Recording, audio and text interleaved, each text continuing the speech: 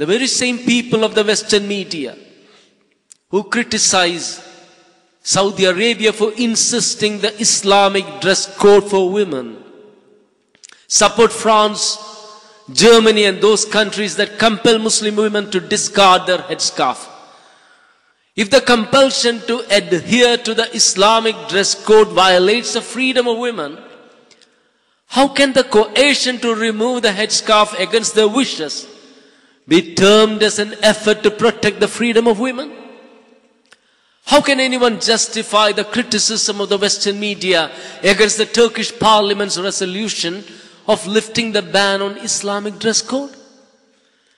The very same people of the Western media who interpret the dress of a Catholic nun as the symbol of divinity criticize the similar dress worn by a Muslim woman as a symbol of oppression and exploitation. If they find nothing wrong with the image and pictures of Virgin Mary dressed in the same manner as the Islamic dress code stipulates, then why should they find fault with the same dress code that is prescribed to Muslim women? The very same people of the Western media that criticized Saddam Hussein for illegally invading Kuwait and supported the invasion of Iraq by the US and its allies, support Israel for their continuous illegal occupation of Palestinian land. How can the Western media rationalize the Israel military aggressions as security measures and call the freedom struggle of Palestinians as terrorism? How can Iraq's invasion of Kuwait and Israel invasion of Palestine and Syrian lands be seen from exactly opposite perspectives? The very same people of the Western media, which speaks volumes about rule of law and natural justice, supported the illegal invasion of Afghanistan by the US and its allies, killing thousands of innocent citizens of that land in retaliation for the September 11th attack of World Trade Center and Pentagon. Is it not a basic principle of law accepted universally that punishment or retaliation should be carried out only after the charges are substantiated and the guilt is proved beyond any reasonable doubt? Justice becomes a casualty when punishment is imposed before the verdict, or rather even before the trial. The very same people of the Western media that tag several persons with Muslim names as terrorists without any evidence refuse to brand Bush, the President of United States, as terrorist number 1 and Tony Blair,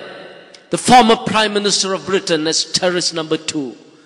for killing thousands of innocent civilians and destroying the lives and livelihood of millions by launching a ruthless and unlawful war against Iraq, which posed no sort of threat whatsoever to the security of their nations. Remember, this attack was based on heaps of lies fabricated with ulterior motives. Why has not the Western media demanded an apology from these leaders for the lies that they spread about Iraq being an ally and partner of Al-Qaeda, providing not only a geographic base for them, but also close to providing them weapons of mass destruction, including nuclear bombs, which the country had developed clandestinely? The very same people of the Western media that supported the publication of cartoons depicting Prophet Muhammad sallallahu alaihi wasallam as a terrorist and extremist on the basis of freedom of thought and expression did not criticize the verdict of Vienna Court sentencing David Irving, the British historian, for stating on the basis of historical evidence that the Holocaust was highly exaggerated and that Hitler had not actually killed as many Jews as he had been accused of. The soldiers of the Western media did not utter a word of protest when a court in France imposed fine on French intellectual Garaudi for stating that the Holocaust was exaggerated. Where were the votaries of free speech when Ken Livingstone, The duly elected London mayor was asked by a tribunal to stay in his house for 4 weeks without discharging his work as a punishment for asking a journalist who was a Jew by way of a joke, "Are you the Nazi guard in a concentration camp?" A British court acquitted Jeff Griffney, the leader of neo-fascist British National Party, for humiliating and insulting Muslims. And another court refused to proceed with the case filed against Salman Rushdie by Muslims, stating that according to British law, there is provision to punish anyone for blasphemy